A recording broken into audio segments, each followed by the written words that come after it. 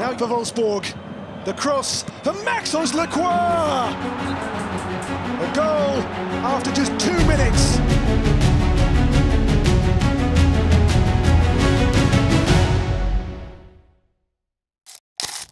Bonjour, je suis Maxence Lacroix et je vais vous raconter ma story.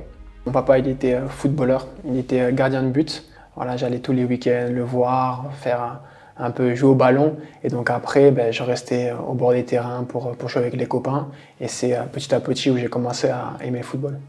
En fait, moi, j'ai jamais vraiment voulu être footballeur professionnel quand j'étais petit.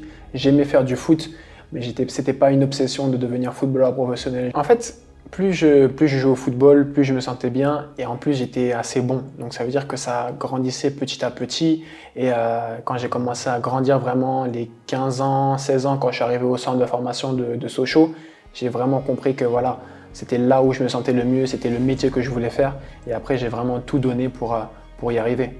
À ce moment, en fait, je voulais beaucoup gagner de trophées, je voulais avoir voilà, cette gloire que je rencontrais avec les joueurs de foot professionnels. Je voyais qu'ils étaient aimés sur les réseaux sociaux, je voyais qu'ils gagnaient aussi beaucoup d'argent. Donc je me disais, bon, j'ai envie de gagner aussi beaucoup d'argent quand je serai grand.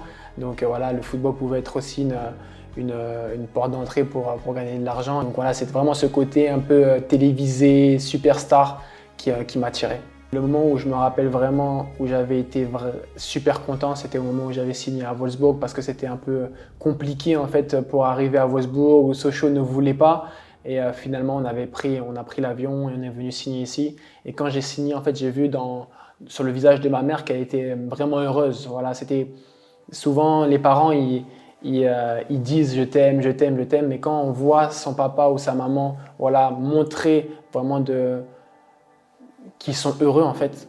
C'est quelque chose qui reste dans ton cœur jusqu'à la fin de ta vie. C'est vrai que j'ai eu beaucoup de moments qui ont été assez émouvants, où c'était vraiment, c'était des moments spéciaux. Moi, j'ai eu beaucoup de moments difficiles. À ce moment-là, c'était compliqué. J'avais des cartons rouges, blessures, je jouais pas bien. Donc ça veut dire qu'il y avait tout ce qui était autour de moi, ça ne marchait pas. Et je me disais, mais qu'est-ce qui se passe ? Pourtant je travaille, pourtant je fais les choses correctement, je suis professionnel, mais ça ne marche pas. Et donc c'est à ce moment-là où j'ai vraiment recherché Jésus. Je m'étais blessé contre Dortmund, je m'étais blessé à l'ischio-jambier. Et donc les médecins, en fait, après le match, ils m'ont examiné, ils m'ont dit voilà, c'était un peu grave, voilà. Ils ont vu qu'il y avait une sorte de boule dans mon ischio. Ils m'ont dit voilà, en plus c'était en fin de saison, donc ils m'ont dit que c'était over, que c'est fini. Et bon, j'étais un peu triste et voilà, je me disais comment ça se fait que je suis blessé, j'ai pas envie de louper les matchs, donc c'était compliqué pour moi. Donc j'ai beaucoup réfléchi et je me suis dit, je vais demander à Dieu. Je vais demander à Dieu, je vais demander à Jésus. Et donc je suis allé dans ma chambre et j'ai fait pour la première fois de ma vie une vraie prière avec la foi. Pas une prière comme ça, oui Jésus j'ai besoin de ça, non. Là je sentais vraiment que c'était mon cœur qui parlait.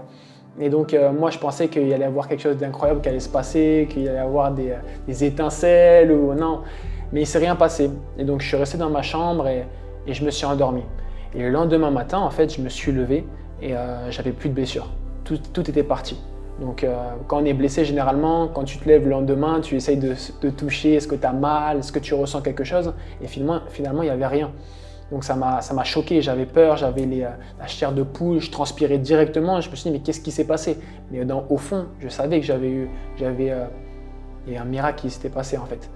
Et donc après, je vais voir les docteurs, ils me font les tests et ils voient rien. Ils voient plus rien alors que le jour d'avant, ils voyaient qu'il y avait une blessure, ils sentaient une boule, tout ça, mais après, plus rien. Donc je commence à avoir peur aussi de me dire oh il s'est vraiment passé quelque chose cette nuit-là. Et au final, j'ai appelé mon ami Dodi, Luke Bakio, qui était avec moi, et je lui ai dit voilà, j'ai prié hier et il s'est passé ça, ça, ça. Et il m'a dit, il était ému. Il a dit c'est Jésus en fait, c'est Jésus qui t'a touché, il t'a montré, tu as vu un miracle, et c'est lui qui t'a touché. Et j'ai dit ok, mais j'étais encore pas sûr dans mon cœur. Enfin, je savais qu'il s'était passé quelque chose, mais j'étais têtu, on va dire.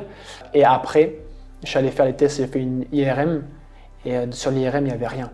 Il y avait juste un peu d'eau, mais rien du tout. Et c'est à ce moment-là où j'ai dit, Dieu m'a touché et maintenant je ne peux plus tourner le dos parce que Dieu m'a touché. Et donc j'ai décidé de changer ma vie à ce moment-là et de suivre complètement Jésus. Et au final, c'était le plus beau jour de ma vie. En fait, la foi, elle a tout changé dans ma vie. Parce que voilà, j'aime bien dire que je suis une nouvelle personne. Voilà, je suis une nouvelle personne. Ce qui était ancien est ancien et maintenant tout est nouveau. Mon comportement, il est différent en fait. Voilà. Bien sûr, c'est par la grâce de Dieu. C'est pas moi tout seul qui a réussi à faire ça parce que j'aurais jamais réussi. Les fondations ont totalement changé et c'est vraiment le fait de la nouvelle naissance, du fait d'être une nouvelle personne. C'est exactement ça que j'ai expérimenté. Je suis totalement une personne différente du Maxence d'avant en fait. Pour moi, Jésus, c'est celui qui a vraiment sauvé ma vie.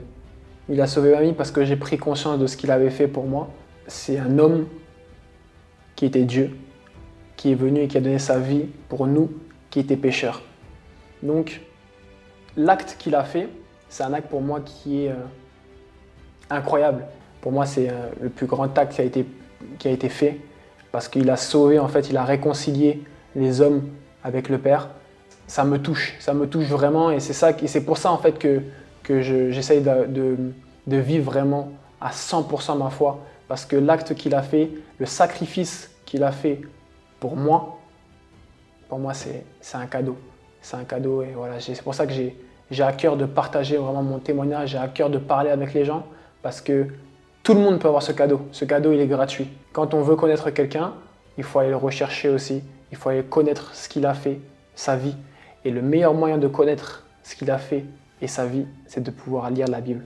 Donc la première chose qu'on devrait faire, si on veut vraiment rencontrer Jésus, c'est de lire ce qu'il a fait pour nous dans la Bible.